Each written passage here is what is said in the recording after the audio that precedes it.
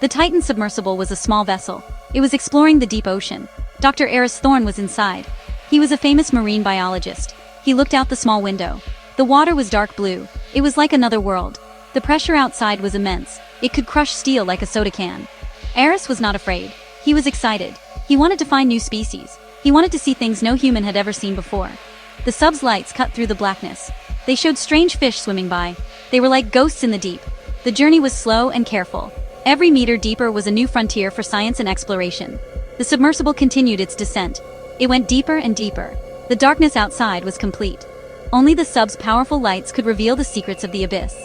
Aris checked his instruments. The depth gauge showed they were over 2 miles down. The sonar equipment was active.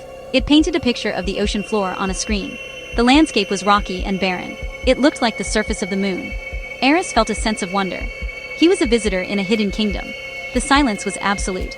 The only sound was the soft hum of the sub's life support systems. It was a peaceful and lonely place, far from the world above. Suddenly, the sonar screen flickered. A large object appeared. It was massive. It was moving fast. Eris leaned closer to the screen. His heart started to beat faster. It was not a whale. It was not a submarine. It was something else. Something much, much bigger. The object was on a direct course with them. The pilot, a young woman named Captain Eva Rostova, saw it too. Her face was pale. She grabbed the controls tightly. "What is that?" she whispered. Aris had no answer. He had studied the ocean his entire life. He had never seen anything like this. The shape was familiar, but the size was impossible. The submersible's external cameras turned toward the object. The lights struggled to pierce the gloom. At first, they saw nothing, just endless black water. Then, a shape began to form. It was long and powerful. It moved with a terrifying grace. The shape grew larger and larger as it approached. Eris felt a cold shiver run down his spine. He recognized the silhouette. It was from his nightmares. It was from ancient fossils. It was a shark. But it was no ordinary shark. It was a creature from a forgotten time.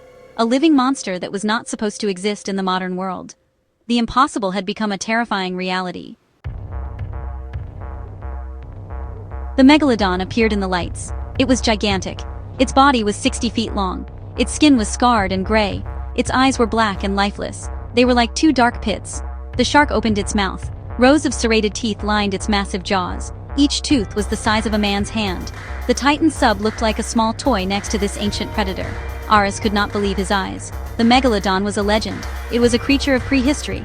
Yet, here it was. It was alive and swimming right towards them. The shark circled the submersible. It was studying them. It was deciding if they were food. The sheer size of the creature was breathtaking and horrifying. The Megalodon's immense tail swished. The force of the water rocked the small sub violently. Alarms started to blare inside the cockpit. Red lights flashed everywhere. Eva fought to keep the submersible stable. "It's playing with us," she shouted. The shark then bumped the side of the sub. The sound of metal groaning filled the small space. Aris held onto his seat. He could see the shark's eye through the viewport. It was looking right at him. There was no emotion in that eye. There was only hunger. A primal, ancient hunger. The Megalodon was the apex predator of this deep, dark world. And they had just entered its territory uninvited. The great shark disappeared into the darkness again. For a moment, there was silence. Aris and Eva held their breath. They listened. They waited. Was it gone? Did it lose interest? The hope was short-lived. A loud bang came from above. The Megalodon was attacking from a new angle. It bit down on the top of the submersible. The sound of its teeth scraping against the titanium hull was deafening. Sparks flew inside the cockpit as systems shorted out. Water began to leak from a small crack in the ceiling. The pressure was starting to breach their defenses. They were trapped. They were being crushed. Eva frantically worked the controls. She tried to fire the thrusters. She tried to get away. But the Megalodon was too strong. Its grip was like a vice. The sub's hull began to creak and moan under the immense pressure of the shark's bite. Aris knew they only had minutes left. The hull would not hold for long. He closed his eyes. He thought of the world above. The sun, the sky, the fresh air. All things he might never see again. The Megalodon was a perfect killing machine. It had ruled the oceans for millions of years. A small metal ball with 2 humans inside was no match for its raw, terrifying power. Just as Eris thought all was lost, a new light appeared. It was not from their sub. It was a strange, pulsating blue light. It came from deep below them. The light grew brighter and brighter. It illuminated the entire area. The Megalodon stopped its attack. It let go of the submersible. The great shark seemed confused. It turned its massive head toward the source of the light. The water around them began to churn. A low, rumbling sound echoed through the ocean. It was a sound that vibrated deep in Aris's chest. It was a sound of immense power.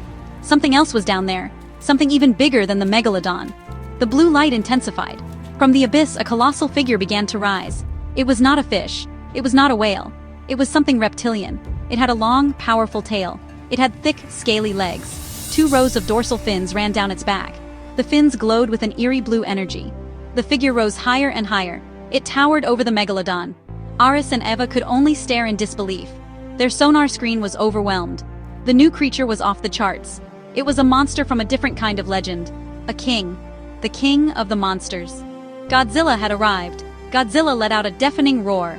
The sound wave was so powerful it cracked the submersible's viewport. The Megalodon, the ultimate predator, now looked small. It looked nervous. The giant shark swam back and forth. It seemed to be deciding whether to fight or flee. This was its territory.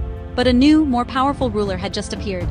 Godzilla's eyes, burning with atomic fire, locked onto the ancient shark. He saw the Megalodon not as a threat, but as an intruder. He saw the tiny, damaged submersible, and seemed to ignore it completely. His focus was entirely on the other giant creature. The tension in the water was thick. It was a standoff between 2 titans. One was a monster of nature, perfected by millions of years of evolution. The other was a force of nature, an ancient god of destruction and balance.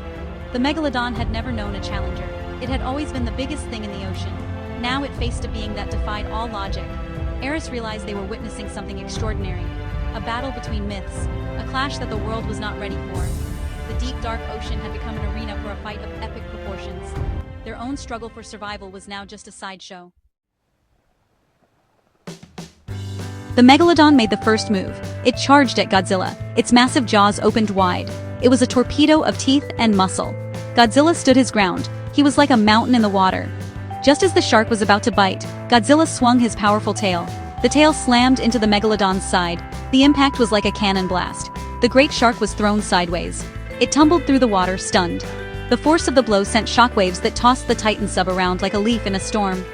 Aris and Eva held on for their lives, watching the impossible battle unfold before their eyes. Godzilla did not wait. He moved toward the disoriented shark.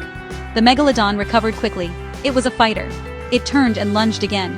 This time it managed to bite down on Godzilla's leg. Its teeth, which could crush steel, sank into the Monster King's scaly hide. But Godzilla did not even flinch. He reached down with his powerful arms. He grabbed the Megalodon by its upper and lower jaws. The shark struggled.